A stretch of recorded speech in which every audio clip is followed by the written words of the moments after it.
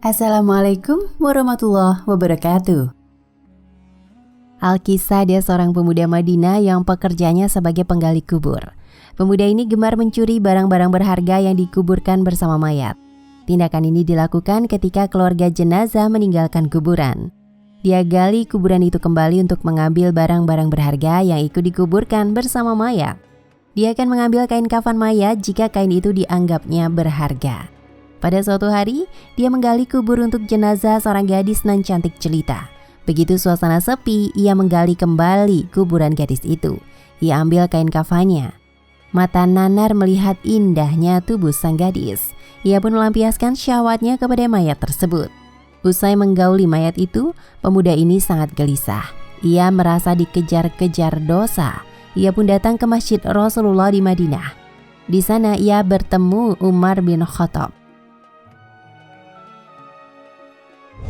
Setelah mengucap salam kepada Umar, ia bertanya dengan cemas dan hati-hati.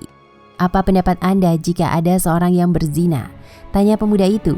"Jika dia sudah menikah, ia dihukum rajam sampai mati. Jika ia belum pernah menikah, maka akan dicambuk 100 kali dan diusir dari kampung selama 1 tahun. Jawab Umar tegas.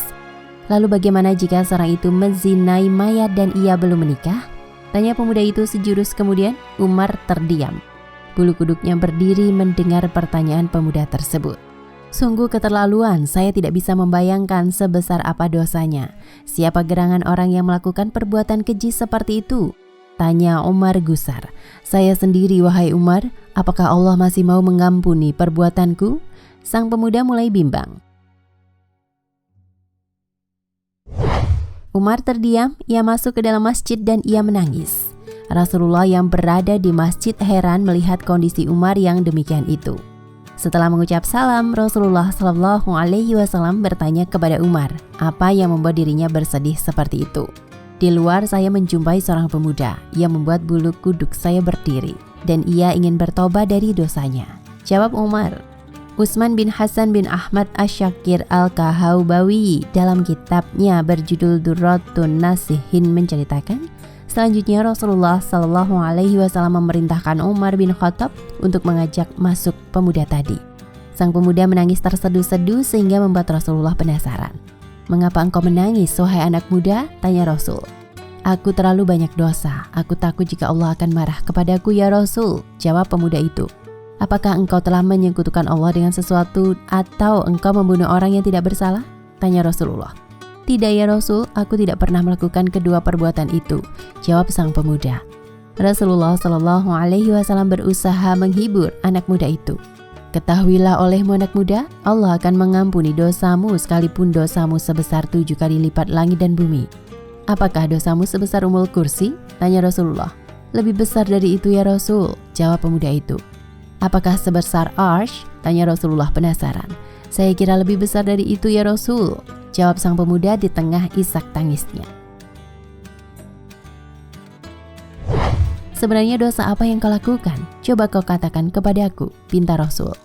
"Sungguh saya malu untuk mengatakannya," jawab pemuda itu. "Jika tidak kamu katakan maka dosa itu akan tetap membebani jiwamu," bujuk Rasulullah. Pemuda itu terdiam, kepalanya menunduk melihat lantai masjid. Ia mulai memberanikan dirinya untuk mengatakan apa yang telah ia perbuat. 7 tahun saya bekerja sebagai penggali kubur. Suatu ketika ada mayat kaum Ansor. Ia masih gadis dan sangat cantik. Secara diam-diam saya menggali kuburannya, lalu kubuka kain kafannya. Awalnya saya ingin meninggalkannya, tetapi syahwat saya bergelora, maka aku lampiaskan syahwatku dengan menzinai mayat itu sampai puas. Setelah itu saya tinggalkan begitu saja. Beberapa langkah saya hendak pergi meninggalkan kuburan itu, tiba-tiba mayat itu bangkit dan berkata, "Sungguh celaka engkau wahai pemuda, apakah engkau tidak malu kepada Tuhan yang kelak membalasmu di hari kiamat? Pada saat semua orang dituntut balas, engkau membiarkan aku dalam keadaan telanjang dan berhadas besar di hadapan Tuhanku."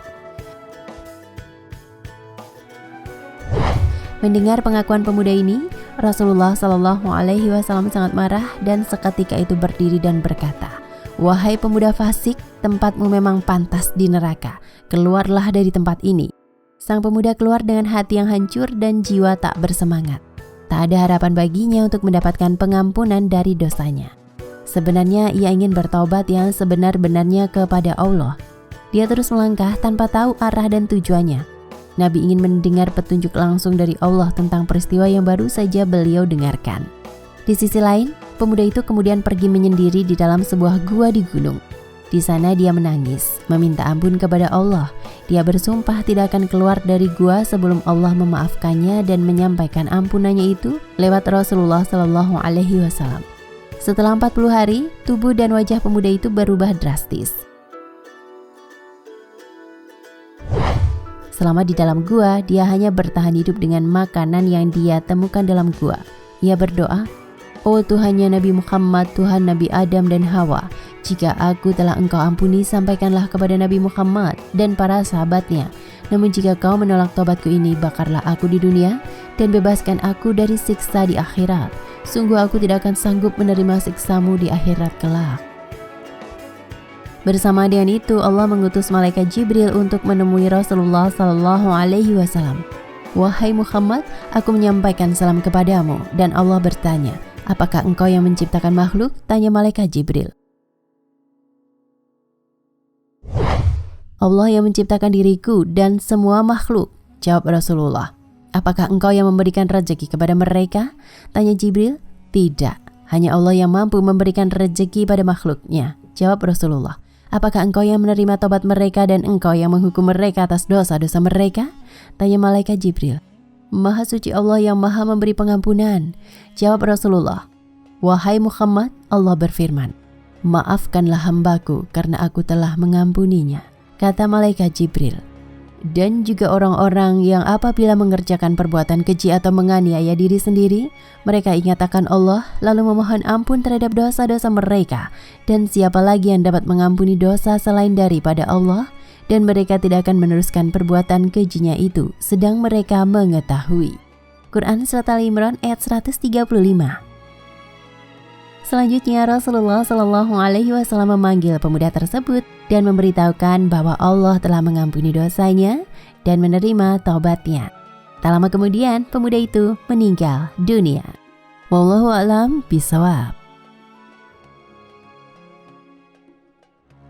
Nah pemirsa Ensiklopedia Al-Fatih, sampai di sini perjumpaan kita kali ini. Semoga menginspirasi.